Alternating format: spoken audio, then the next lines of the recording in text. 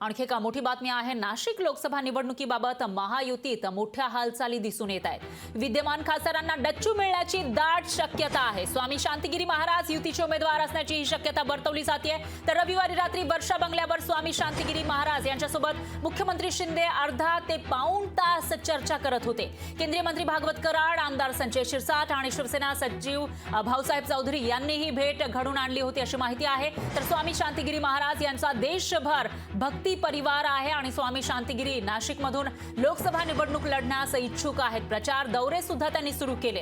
दरम्यान महायुतीच्या उमेदवारीबाबत अंतिम फैसला दिल्लीमध्ये होणार असल्याची माहिती आहे। तर मंगळवारी स्वामी शांतिगिरी महाराज आणि मुख्यमंत्री शिंदे यांच्यामध्ये पुन्हा बैठक होणार असल्याची माहिती समोर येते आणि याविषयी अधिक माहितीसाठी आपले प्रतिनिधी महेश महाले हे आपल्या सोबत फोन लाईनवर जोडले गेले आहेत। महेश, काय सांगाल?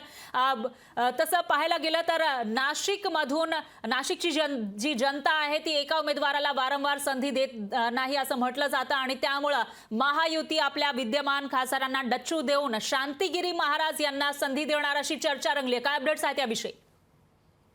नक्कीच फार तुम्ही सांगितलं त्याप्रमाणे नाशिकची जी जनता आहे ती खासदार रिपीट करत नाही असा इतिहास राहिलेला आहे। परंतु गेल्या वेळेच्या निवडणुकीमध्ये हा जो इतिहास आहे हा विद्यमान खासदार हेमंत गोडसे यांनी मोडीत काढलेला होता। परंतु मात्र सध्याची जर परिस्थिती पाहिली तर नाशिक लोकसभेसाठी मोठ्या प्रमाणात चुरस देखील निर्माण झालेली आहे। आता महायुतीकडनं आपल्याला उमेदवारी मिळावी यासाठी स्वतः स्वामी शांतिगिरी महाराज यांनी वर्षावर दाखल होत मुख्यमंत्री एकनाथ शिंदे यांची भेट घेतलेली आहे। स्वामी शांतिगिरी महाराज यांचा खरं तर मोठ्या प्रमाणात भक्त परिवार आहे। 2009 ला देखील त्यांनी संभाजीनगर लोकसभामधून उमेदवारी लढलेली होती, तिथे देखील मोठ्या प्रमाणात मतं त्यांनी घेतलेली होती आणि आता नाशिक लोकसभेसाठी ते इच्छुक असून त्यांनी या सगळ्या उमेदवारीबाबत स्पष्टता देखील दिलेली आहे।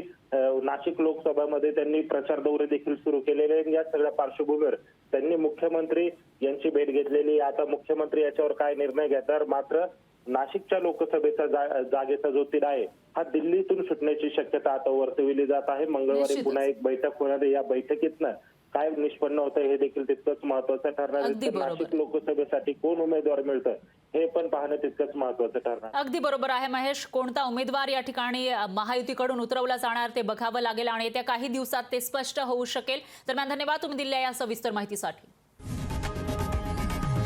लोकशाही मराठी ऐका, पहा, जागरूक रहा।